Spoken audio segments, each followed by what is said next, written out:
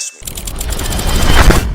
এদিকে জীবনযাত্রার মানের কথা বলতে গেলে মোটামুটি সাধারণ, কিন্তু সবাই আন্তরিক আর সাথে অতিথিপরায়ণ। মানে ঘুরতে এসে ওনাদের এরিয়াটা নষ্ট না করলে ঘুরে বেশ মজা পাওয়া যাবে। আগের চাচাকে ধন্যবাদ জানানোর আগেই উনি ওনার ভাইয়ের সাথে পরিচয় করিয়ে দেয়, যিনি নিজের কাজে পাহাড়ের দিকে যাবে, তাই আমাদেরকেও সাথে নিয়ে নিল। এখান থেকে খুব একটা হাঁটতে হবে না, অবশ্য হাঁটা লাগলেও সমস্যা ছিল না। এই পাহাড়ের মধ্যে দিয়ে কয়েক ঘন্টা হাঁটলেও হয়তো মন ভরবে না। শুরুতেই কিছু বুঝে ওঠার আগেই নিজের অজান্তেই আফসোসে পড়ছিলাম, এই জায়গাটায় আমি এতদিন আসিনি কেন। কিন্তু জীবনে সবকিছু নাকি সঠিক সময়ই আসে, তাই এইসব নিয়ে আফসোস করেও লাভ নেই। যত সামনে এগিয়ে যাচ্ছি মনে হচ্ছে অন্য কোনো জগতে প্রবেশ করছি। খুব সকালে আসার কারণে আমরা বাদে অন্য কেউই ছিল না, মনে হচ্ছিল সম্পূর্ণ জায়গাটাই আমাদের। আসার আগে শুনেছিলাম এই জায়গাগুলো ব্যক্তি মালিকানাধীন, কিন্তু এসে জানতে পারলাম পাহাড়গুলো বন বিভাগের আন্ডারে। কতটুকু সত্য জানি না, কিন্তু এইদিকে বন্য হাতির প্রকোপ প্রচুর, এটা সত্য। প্রমাণ হিসেবে বেশ কয়েকটা জায়গাতে বিশাল বিশাল পায়ের ছাপ দেখা যাচ্ছে। তবে হ্যাঁ, দিনের বেলাতে ওদের দেখা পাওয়া মুশকিল, তাই এরিয়ার সবচেয়ে উঁচু পিক। এখান থেকে পুরো এরিয়ার যেই ওয়াইড ভিউটা দেখা যায়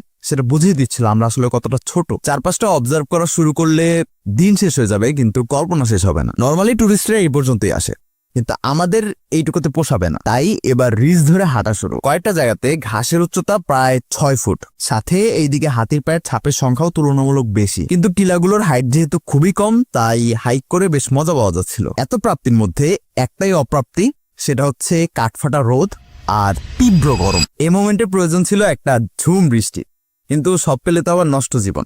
আর একটা অপ্রাপ্তি না থাকলে তো পরের বার আসার মোটিভেশন পাওয়া যাবে না। রিজ ধরে অন্য পাশ দিয়ে নেমে যাওয়ার মাধ্যমে এই প্লেসের সব আনুষ্ঠানিকতা শেষ।